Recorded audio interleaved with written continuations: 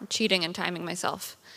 Good morning, everyone. As you know, GE is a pretty big brand, and as I was so kindly introduced, I sit in the global brand marketing department, and what that means is we are shepherds of what GE is and who GE is today. It's big brand storytelling, making people fall in love with who we are as scientists, as engineers, and as people who make really incredible big machines. But now more than ever, we also need to make sure that we're driving effectiveness with the right types of audiences. So today, I'm going to talk through a little bit about how we build brand campaigns to both touch on the really incredible and powerful things we do in the world, but also show how we're finding more and more that our customers are connecting to these messages. And I don't have a click, so I'm going to ask if we can click. Thank you. Appreciate it. So who here recognizes this logo? I'm actually going to ask you to stand up, get the blood flowing. Stand up if you recognize this logo. Looks like pretty much everyone in the room, which is great. Keep standing up. Please sit down if you think GE only makes appliances. Oh, I was actually very surprised that nobody sat down. Okay, appliances and light bulbs, please sit down if you think we only make consumer products. Only a couple people sat down. Again, actually very surprised by that. The good thing is you guys all recognize that we are in other industries, and that is the job of us as brand marketers. We are a 126-year-old company, one of the only companies left on the original Dow, which is a lot of legacy to stand and a lot of rich creative territory to talk about in terms of what we do today. You guys can all sit down. I really appreciate the participation. I know you're saving your legs for golf later. The really exciting thing about working for GE is, again, that we get to tell really rich creative stories in the global brand marketing department. Clicking through, I know everybody loves some stats, so talking more about what we do today. GE makes big industrial machines throughout the world. In our aviation and transportation division, every 2 seconds, a plane or an engine takes off around the world, which is really exciting for us. GE Power, huge entity that nobody really gets to see or touch because you all work and with your utility companies directly, but we generate all of the energy, we put it in the grid, which amounts to 30% or actually about 1/3 of the energy worldwide. And my favorite story, GE Healthcare, one of our brightest, helps about 3,000 doctors and saves about 3,000 lives per year or per day, which is really exciting, but a lot of rich storytelling in terms of how we need to connect with these audiences and how we need to describe to everyone what GE does today instead of yesterday. The really fun part about what we get to do is bifurcating these audiences and creating content that speaks to everyone. But finding the proper digital channels today because of the fragmented ecosystem to understand where are the best places, and that's what everybody in the room is trying to figure out, where are the best places to serve brand content. We launched a series last year that I'm going to talk about called Drone Week on a couple different channels, about 12, and we partnered with Vice to launch this, and we did it not only on their OTT platforms, but on their digital platforms. And I think what's really interesting, something that Steve brought up, is not just ad buying is important today, but actually developing content with partners is something that we try to lean into because our ad budgets are actually not as big as you might imagine for a big brand. We really try to capitalize on live moments, on places where we know people are going to be paying attention in order to drive conversion. So I'm going to click through to a video to just show you what Drone Week's all about. The future energy ecosystem is not going to be made up of a single source. It has to be multiple sources from different locations, deep down in the earth, way out in the desert, in the middle of the ocean. That's our future.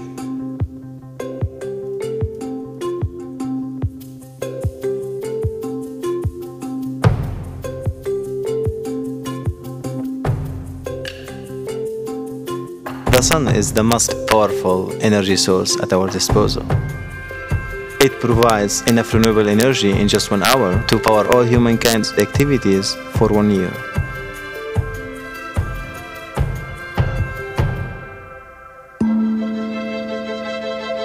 Newer solution, newer technologies are really crucial when it comes to building out of the norm.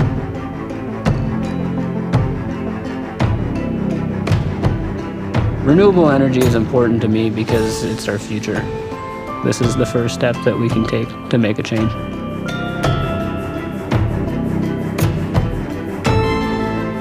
For Switzerland, close to 60% of the whole electricity comes from water. So for us it's clear, it has a very important role in the future.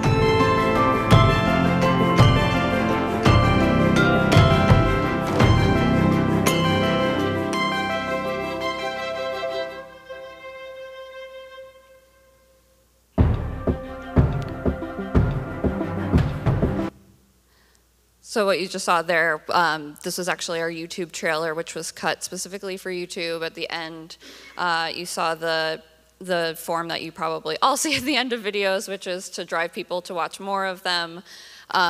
Building unique creative across 12 different channels. We really tried to tie a couple different audiences into this campaign, which I'll talk through. So. The way that I think about it is kind of in 4 key segments in terms of where we brand today. And this has really evolved from strategies in previous years where we just wanted to talk to everybody. We wanted to make everybody fall in love with science. It's a valiant effort. But we know to drive business impact, we really need to make sure that we're influencing the tech leaders of today. So really leaning into, as I mentioned, we put this on Vice. Primarily in terms of our giant platform. And what we know of Vice is that they are really impacting the creative people who are thinking about the future of technology, the Silicon Valley folks, the people who are really impacting tech and what's happening in New York, as well as other top markets like Atlanta, like Chicago, and really in terms of our performance, which I'll get to, we saw huge upticks in why we should play there. On, again, the big Vice campaign, we put together 5 days of programming across the platforms where we could drive tune-in, but also created smaller segments where we brought in GE's Chief Technology Officer at the time at our Global Research Center, where they talked to different hosts across Vice. And then in terms of the other channels, really heavy distribution and cutting of that same asset across Facebook, across YouTube, across LinkedIn, and making sure that we were talking to not only that tech audience that I talked about to influence just change of the brand overall, but really honing in and working with our sales teams to get their CRM lists, their account-based marketing lists, and make sure we're targeting properly as we put things on social platforms, as well as some endemic trade newsletters and platforms where we could show our video more fully. So with the success of the campaign, we reached 68 million minutes across all of our devices in terms of getting people to tune in, which was a huge benchmark for us. And we were copied by our competition. It's a tweet from Siemens, who also told a story from the bird's eye view of a drone. So Drone Week by the numbers. Again, huge success on Viceland, 20 million TV viewers over time, 11% growth day to day, which meant that not only were people tuning in, but they were actually bringing their friends along for the ride too. It was also engineered, with Vice on their social properties to drive tune-in, and then across our social channels as well. You'll see we reached 70 million impressions on Facebook, on Instagram, Twitter, and LinkedIn as we did that, which was a pretty good number considering we only had 10 assets in market. YouTube's been a huge player for us in terms of the way that we design our funnel campaigns. So not only do we serve just the trailer to people, but we make sure that we are driving people down a funnel where they are watching a video that is the trailer, but then lead to maybe the TM2500 engine or generator. So that way So we know that through our CRM lists that we're just talking to the right people instead of all people, and then getting them to subscribe. So this campaign, in an always-on effort, got us 15,000 new subscribers, which was a really good benchmark. And then customer media, as I mentioned, we not only want to do the big brand work, but we worked with new newsletters like Axios, so to talk specifically to the energy vertical and to energy customers and policymakers, because energy is such a geopolitical conversation now, to drive people and drive conversion. So double-clicking into kind of the campaign highlights that are more tied to sales, knowing the audience in the room. We, again, worked with our customers and customer relationship managers to understand who the makeup of the audience for the TM2500 was today. We had one episode specifically that was engineered storytelling around this piece of technology in Indonesia and how it's powering some remote villages. We're reaching kind of the tipping point in terms of the energy consumption in the global region, where we not only need one type of equipment, but multiple types of equipment in order to make world energy sustainable. So really important story to tell. You'll see here at the top of funnel metrics, we were able to reach 50% of the audience and get over 500,000 views across YouTube, 700 across Facebook, and 185 across Axios, which again is an endemic newsletter. Their audience isn't that big, so we were able to generate high click-throughs. Ultimately, it led to lead gen on a microsite that our GE Power team ran, and got over 1,000 clicks and generated 5 leads, which doesn't sound like a lot, but for $1 million equipment, it actually is a huge win that was seen by our power team, which is great. So the lessons learned here, beautiful storytelling and investing in content and what your content looks like. Make it feel endemic to the platform, but also endemic to your audiences is really important to generate sales leads. Mind your P's and Q's is something that I like to talk about, and I know that this has been a conversation more on performance and metrics. But pixeling strategies are really important in basically running queries constantly, so you know how your media is performing across those channels to make sure that you are watching people and their time spent on a website, so you know when to retarget them. I think Spotify brought up earlier, you know, making sure completions are happening and when to drive those conversions are really important. Also, in terms of pixeling strategy, you know, we've really built up our pixeling strategy so that way we can not only focus on how to retarget people, but the insights off of driving them into the site. So a lesson that I learned from Drone Week and have carried out through the further campaigns that we've run this year is really using pixels as a way to understand the demographics, verify the information that comes into the site, which is really important. And then the third lesson that I like to kind of rally around is programmatic strategies don't always have to be applied programmatically to win. So we don't do any programmatic buying at corporate. We don't tag people with banner ads. We do a lot of direct-to-publisher deals. That way we make sure that our content feels native to the platform, feels native to the people who are consuming that and the audiences that those sites are driving in. And brand safety, you know, is huge for us. There is a lot of spam, bots, you name it out there, and we want to make sure that our media is not being served against the wrong types of content. So those are my huge lessons and huge takeaways. Going to transition to any questions you might have. Happy to talk about other campaigns that aren't Drone Week and how we are trying to get that sales funnel closer and closer together. Nancy, thank you very much. So we have time for questions. And if you have a question, please stand and let us know who you are and who you're with so we get to know you. Yeah. Oh, wise guy. Good morning. Thank you very much. Andrew Eklund with Cicerone. That last point that you made, I just want to get some clarification on that. Sure. So would you use your buying platforms to potentially, and your pixel strategy, to identify audiences, potential targets that the DSPs might provide you, but then use that data to negotiate a direct deal?